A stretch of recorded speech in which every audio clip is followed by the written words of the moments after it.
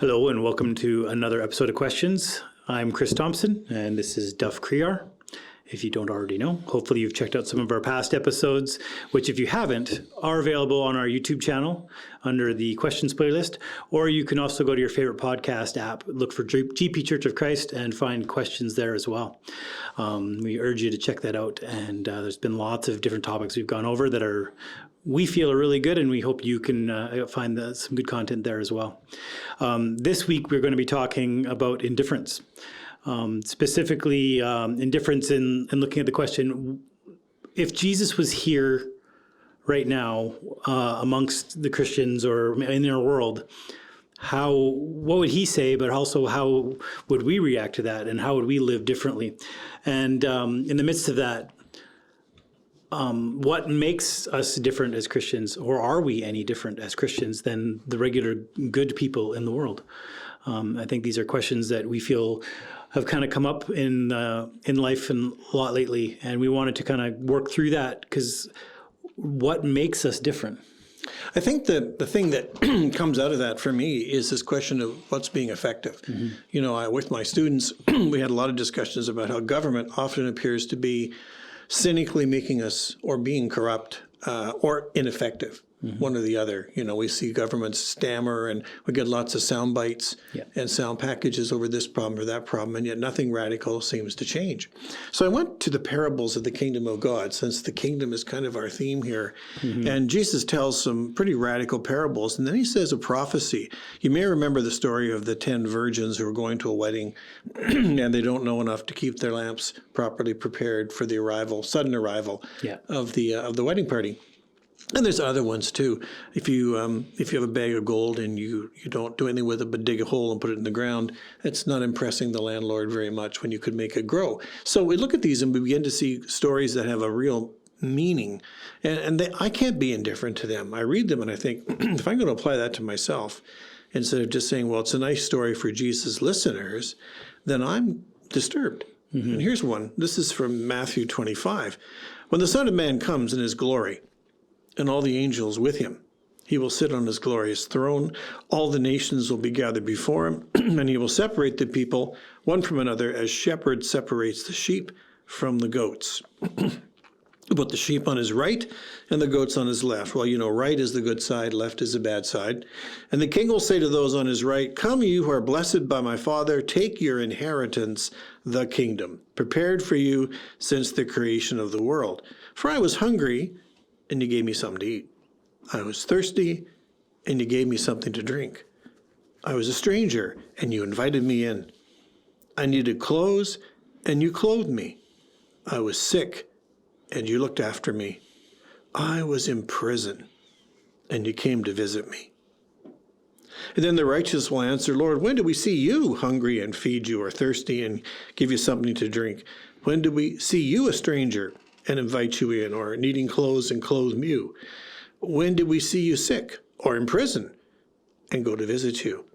And the king will reply, "Truly, I tell you," that's the old King James, verily, verily. Mm-hmm. "Truly, I tell you, whatever you did for one of the least of these brothers and sisters of mine, you did for me." Mm.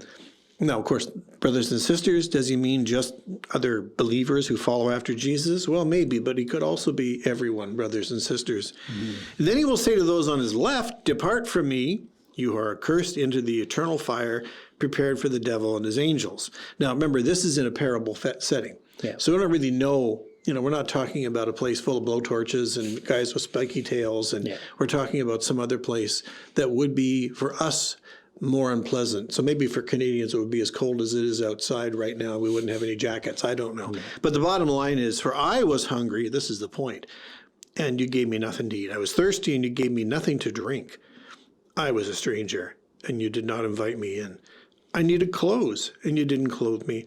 I was sick and in prison, and you did not look after me." And then they will say, also, "Lord, when did we see you hungry or thirsty or a stranger or needing clothes or sick or in prison and did not help you?" And he'll reply, "Truly, I tell you, whatever you did not do for one of the least of these, you did not do for me." And that's a very important passage for a lot of people. It inspired the Salvation Army into existence, for example. It inspires people that we know who are working in the food bank or in the community meal programs or in often prison reform. The John Howard Society was started by Christians. You know, we're looking at people who have taken this and they said, well, it's not just a story for your personal conscience. It requires action. You can't be indifferent to this parable. You got to decide. Yeah. And I look at that and I think, is that part of the problem we have now, is that we're actually kind of frozen, unable to decide because it might hurt, it might cost something. You know, we often say as Canadians, we'll do whatever's nice or we'll be nice. And we have problems now where nice isn't good enough. Yeah. You know, so the question I have today is, and you know, what about the possibility that we are becoming, as Christians, not only complacent, but indifferent, overwhelmed? You know, it's easy to hear about the problems of the world and say there's nothing we can do. It's too big. It's got to be handled by governments. But then we step back and realize that the problem governments have is they're not getting enough pressure from us to be decisive. You know, some of you may be of a generation to remember Live Aid, the big concerts for Ethiopia when the famine was desperately awful in the 80s. And people are saying, why haven't we had one of those since? Yeah. That is one of those questions where there maybe is no correct answer. But here we are. Is it because we are now indifferent? Yeah. You know? I think, though, when you talk about the Live Aid example, I think there was also some response to that thing for not doing it again. It's kind of like, well, it still existed. We didn't solve any problems, so it didn't work.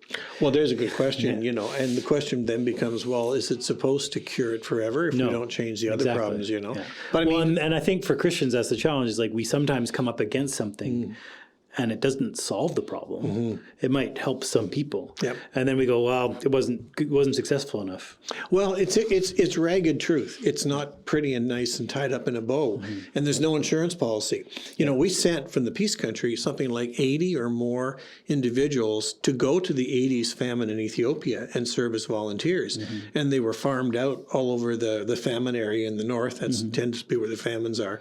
And to provide work, labor. I've got photographs that I was looking at when I was doing research in Ethiopia of planes flying low to the ground, and they were kicking bags of food out because they couldn't land places. And I'm thinking, what's going on in Somalia now seems to be that we provide them with military training to fight off the guerrillas. But there's never enough food. There's never enough medical supplies, water. And now we've even had a situation where the food was interrupted.